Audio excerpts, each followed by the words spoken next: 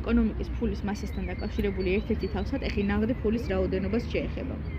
2004 წლის 699 მილიარდი ნაღდი ფული ბრუნავდა, მილიარდი დოლარი. თუ ამ რიცხვს 223 მილიონზე ამერიკის დასავლური მოსახლეობის 16 წელზე მეტი ასაკის რაოდენობაზე გავყოთ, მივიღებთ, რომ ერთ ადამიანს დაახლოებით 3134 ნაღდი ფული ჰქონდა. ადამიანთა უმრავლესობისთვის დაუჯერებელია, რომ მაშინ ეკონომიკას ნაღდი ფულის ასეთ დიდი რაოდენობა აქვს. ვინაიდან ამ ადამიანების საფულეებში ბევრად უფრო ნაკლები ფული დევს. ვის აქვს მთელი ეს ნაღდი ფული? პასუხი დანამდვილებით არავინ იცის, მაგრამ არსებობს ორი შესაძლო ახსნა. პირველი ახსნა ისაა, რომ ნაღდი ფულის დიდი ნაწილი ქვეყნის საზღვრებს გარეთაა. არასტაბილური მონეტარული სისტემის მქონე ქვეყნების მოსახლეობა ხშირად $100 ანიჭებს უპირატესობას ადგილობრივ ვალუტასთან შედარებით. $100 არაერთ ქვეყანაში იყენებენ როგორც გაცვლის საშუალებას, ღირებულების საზომსა და დაგროვების საშუალებას. ხო?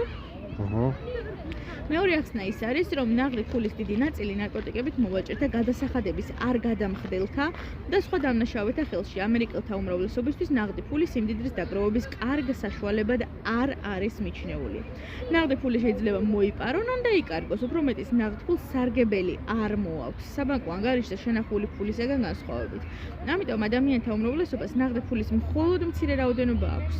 დამნაშავეები კი პირიქით თავიანთი სიმდიდრის ბანკში შენახვას ერიდებიან. საბანკო დეპოზიტი პოლიციას ამ ადამიანების უკანონო მოქმედების თვალის დევნების საშუალებას მისცემს. დამნაშავეების თავისი ნაღდი ფული დაგროვების საუკეთესო საშუალებაა დამნაშავეებისთვის. როგორც ტონი სოპრანოს ჩიტების საჭმლის ყუთში როედო. დაასახელეთ და აღწერეთ ფულის 3 ფუნქცია. მოდი აბა დავასახელოთ. ფულის 3 ფუნქცია ის რომ არის გაცვლის საშუალება, არის ღირებულების საზომი, არის დაგროვების საშუალება.